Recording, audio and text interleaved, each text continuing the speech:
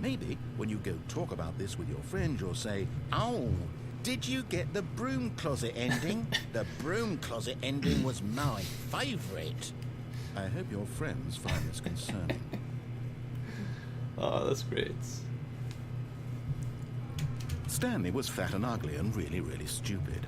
He probably only got the job because of a family connection. That's how stupid he is. That or with drug money. Also, Stanley is addicted to drugs and hookers.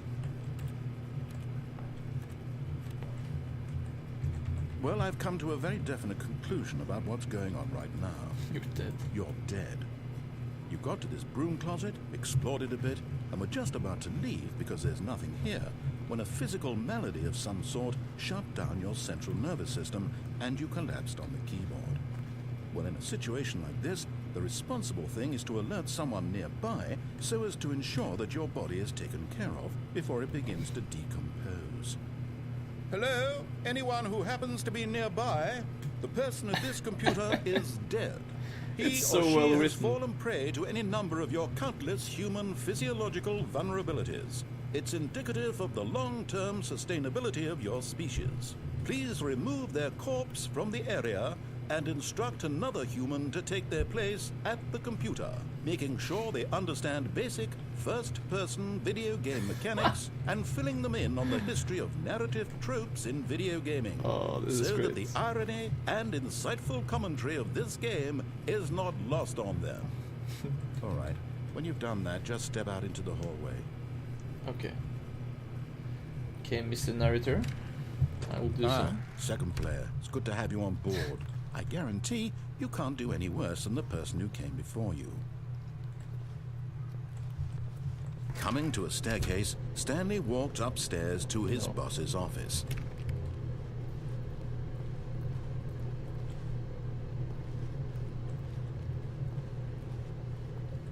But Stanley just couldn't do it. He considered the possibility of facing his boss, admitting he had left his post during work hours. He might be fired for that. And in such a competitive economy, why had he taken that risk? All because he believed everyone had vanished. His boss would think he was crazy.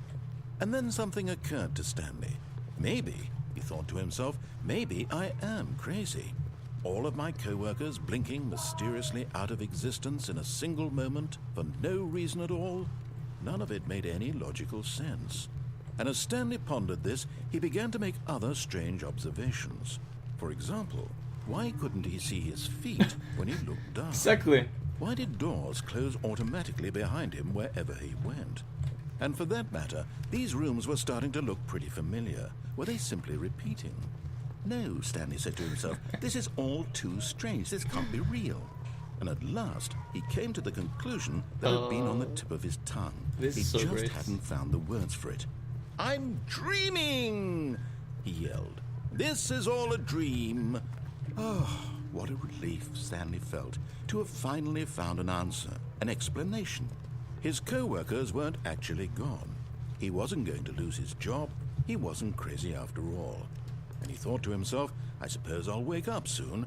I'll have to go back to my boring real-life job pushing buttons. I may as well enjoy this while I'm still lucid.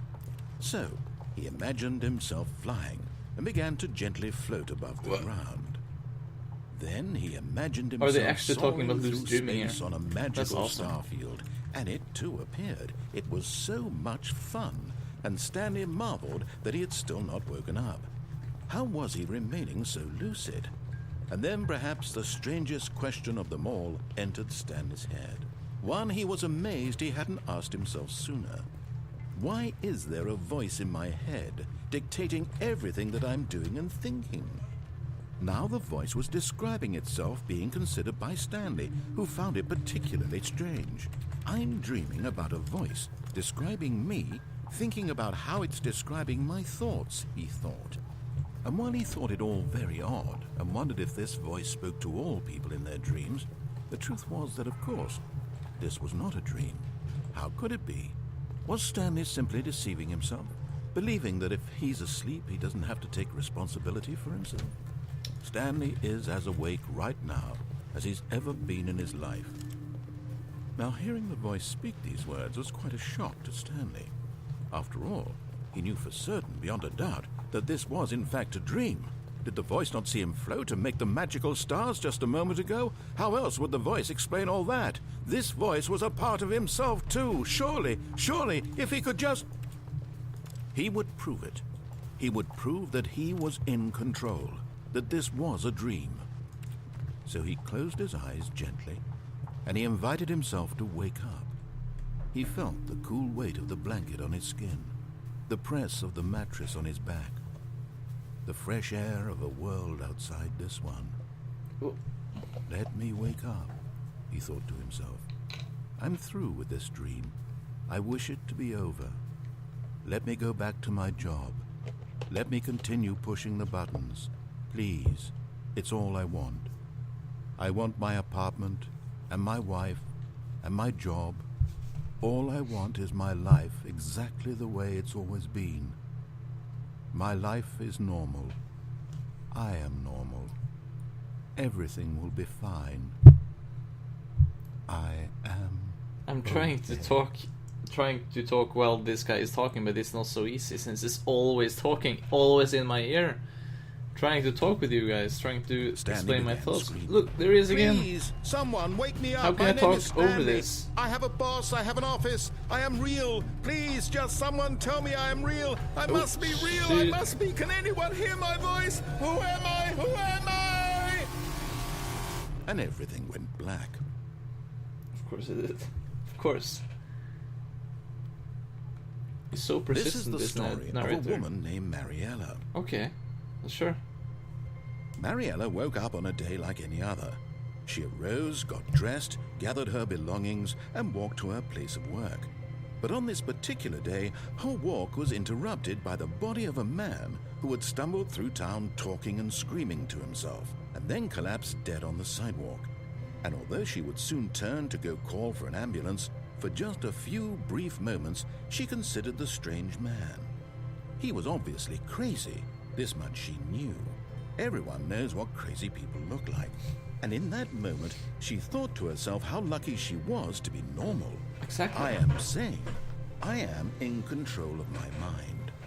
I know what is real and what isn't. It was comforting to think this, and in a certain way, seeing this man made her feel better. But then she remembered the meeting she had scheduled for that day, the very important people whose impressions of her would affect her career, and by extension, the rest of her life. She had no time for this, so it was only a moment that she stood there, staring down at the body. And then she turned and ran.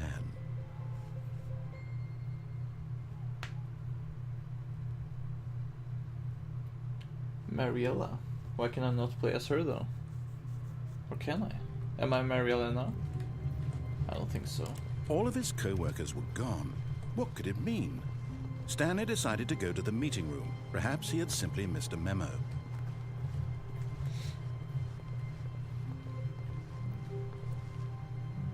When Stanley came to a set of 2 open doors, he entered the door on his left. This was not the correct way to the meeting room, and Stanley knew it perfectly well. Perhaps he wanted to stop by the employee lounge first, just to admire it. Wow, yes, this room. But eager to get back to business, Stanley took the first open door on his left.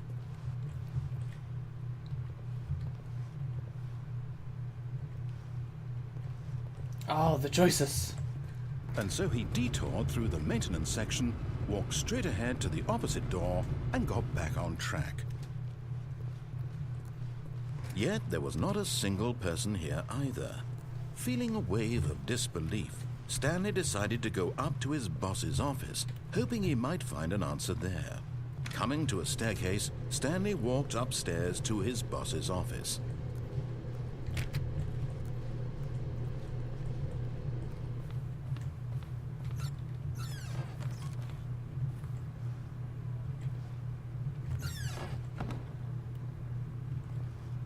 Because the boss knows that what the boss says goes.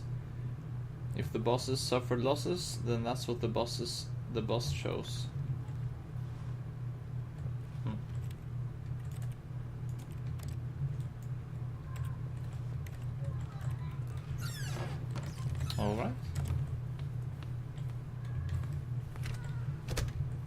I closed the door myself. Wait, what?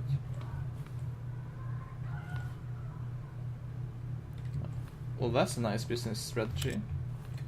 One I can get behind.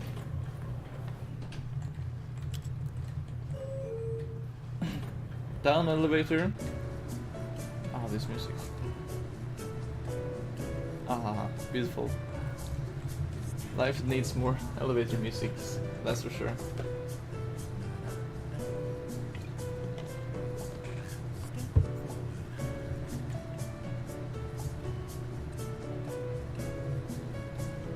It's shaking awful lot of the elevator.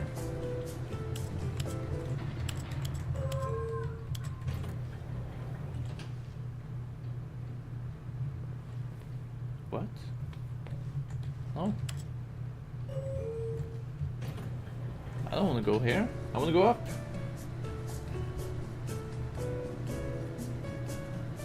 Yeah. The best kind of music.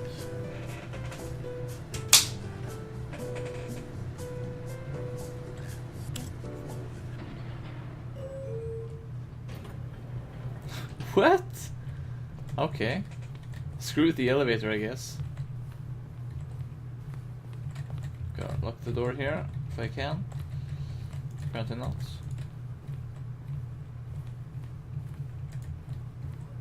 An old CRT monitor, because why not? Stepping into his manager's office, Stanley was once again stunned to discover not an indication of any human life.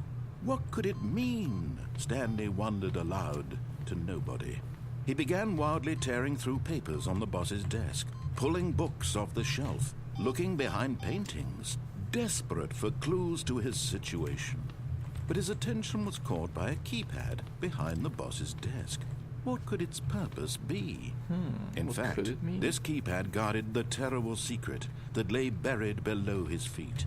And so the boss had assigned it an extra secret PIN number, 2845.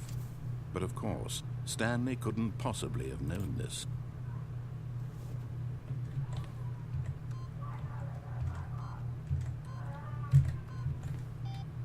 Stanley just sat around twiddling his thumbs.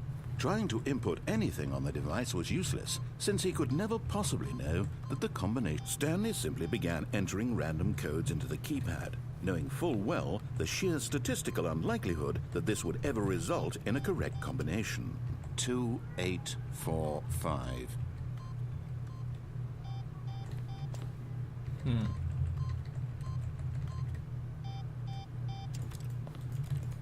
Nothing is working.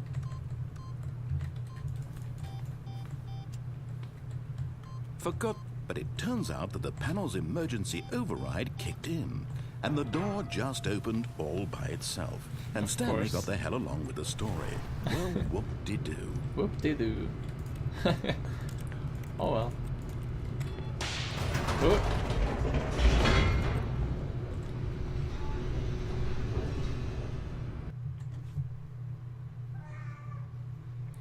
If you are hearing kids outside my window screaming like rabid dogs, then... Oh, I guess I can close my window, but that would be really... Stanley walked straight ahead through the large door that read Mind Control Facility. Although this passageway had the word escape written on it, the truth was that at the end of this hall, Stanley would meet his violent death. No. No. No. I don't believe you, Mr. Narrator. The door behind him was not shut. Stanley still had every opportunity to turn around and get back on track. At this point, Stanley was making a conscious, concerted effort to walk forward and willingly confront his death. Yep.